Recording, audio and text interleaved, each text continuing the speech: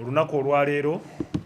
njagala okutwala omukisa guno okutegeeza abantu b'e Kawempe North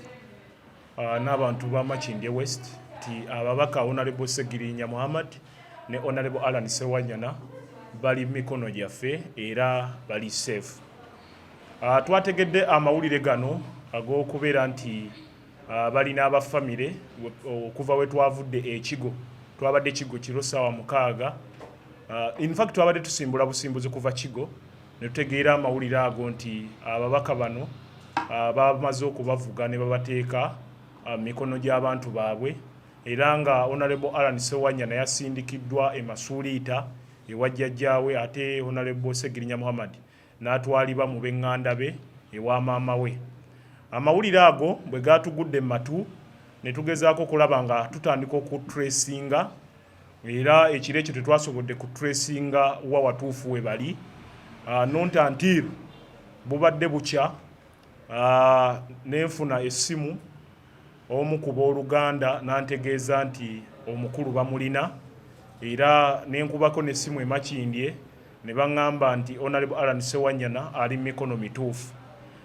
era ne bantegeeza abakulu bantegeezezza nti tukimanyi bulungi nnyo nti ab'amawulire n'ensi yonna erinze okuboota buliro, erinze ebibuuzo mulina bingi nnyo na biki bye mwagala bababuulire okumanya mulina ebibuuzo bingi nnyo era enteekateeka eno weeri okulaba nga olunaku olwokutaano wiiki eno yennyini bajja kwogerako eri eggwanga, bajja kwogerako eri abawagizi baabwe ab'e Kawempe North n'ab'Amakindye West. Eyo egenda kuba joint presser, egenda kubaamu ababaka babiri, Honorable Ssegirinya ne Honorable Ssewanyana boogera ate ku mbeera gye bayiseemu ekigo. Kaseera kano si kyangu kwogera eri bannamawulire olw'embeera gye balimu ey'obulamu kubanga essaawa zino twagala kutaasa bulamu bwabwe nga bwe tuvudde ebbanga ddene nga tulaajana abaka ne bavaayo ne beeyambulira kkooti nga balaga obulwadde bwabwe, abalala ne babaleeta ku kiruddu. Era bannayuganda kye twagala obbasaba n'okusaba gavumenti ti ababaka wano obulwadde obubaluma tebasobola kujjanjabibwawo era twabaawo abalimba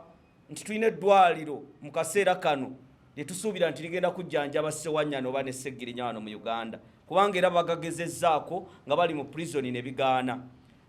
Nga tukwataganidde wamu ne bannamateeka baffe tugenda kulaba nga tufulumya ababaka bano. Tusaba essiga erya Parliament, Speaker of Parliament, Mukama waffe Leader of Opposition okutuyambako okulaba nga ababaka bano bajjanjabibwa. Ekirala twagala okwebaza kubanga tebibadde byangu olugendo lwe tutambudde. Twebaza omukulembeze waffe owa National Unity Platform